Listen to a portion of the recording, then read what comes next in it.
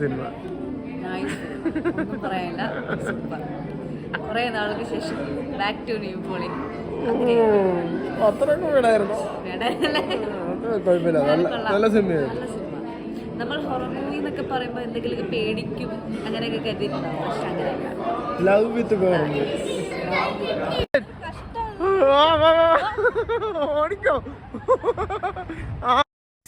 അങ്ങനെ ഓടി സിനിമ കയറാൻ വേണ്ടി ചെന്നപ്പോഴാണ് അറിയുന്നത് സിനിമ തുടങ്ങാറാകുന്നേ ഉള്ളൂ. നമുക്ക് സമയം മാറിപ്പോയതാണ്.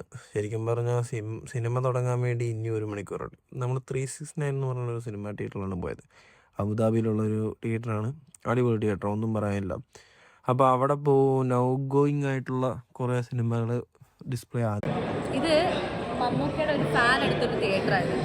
ഇത് 369 എന്നാണ് അറിയപ്പെടുന്നത്. 369.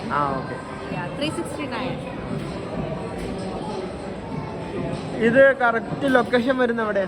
അൽമറിയ മാൾ, അബുദാബിയിൽ അൽമറിയ മാൾ. അതിന്റെ 3rd ഫ്ലോറിലാണ്. അതെ, 2nd or 3rd ഫ്ലോറിലാണ് അൽമറിയ മാൾ. ഏതാണ് അൽമറിയ മാൾ? 3rd floor. പ്രൈസ് വരുന്നത് ഒരു ടിക്കറ്റിന് പ്രൈസ് വരുന്നത് എത്രയാണ്? 46 ആണ്. 46 dirhams ഒരു ടിക്കറ്റ്.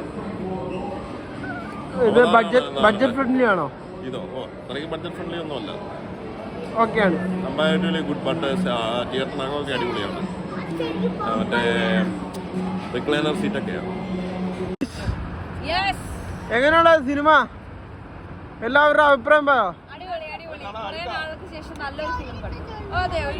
ദേവാലു എങ്ങനെയുണ്ടായിരുന്നു സിനിമ? പൊളിയാണിതോ? നിവിൻ പോളിയുടെ സർവ്വമായിട്ടുള്ള ഫിലിമാണ്. കാരണം പുള്ളിയുടെ കുറച്ച് ഗ്യാപ്പിന് ശേഷമുള്ള ഒരു ഫിലിമാണെന്ന് എനിക്ക് തോന്നുന്നു. ബട്ട് ഒരു ഫിലിമുണ്ട്, അത് ഫിലിമല്ല, സീരീസ് ആയിട്ട് ഇപ്പോൾ ഹോട്ട്സ്റ്റാറിൽ ഇപ്പോൾ കാണാൻ പറ്റും. മമ്മൂക്കയുടെ ആണോ? ശരിക്കും ഇത് മമ്മൂക്കയുടെ ഒരു ഫാൻ ഉണ്ടാക്കിയൊരു മമ്മൂക്കയുടെ അല്ല, അത് ആരാ എന്നൊന്നും എനിക്കറിയില്ല. ബട്ട് അതാണെന്നറിയാം. ഇത് അൽമദ മാളിലാണ് ഈ തിയേറ്റർ. അൽമറിയ മാളിലാണ് തിയേറ്റർ. Second floor.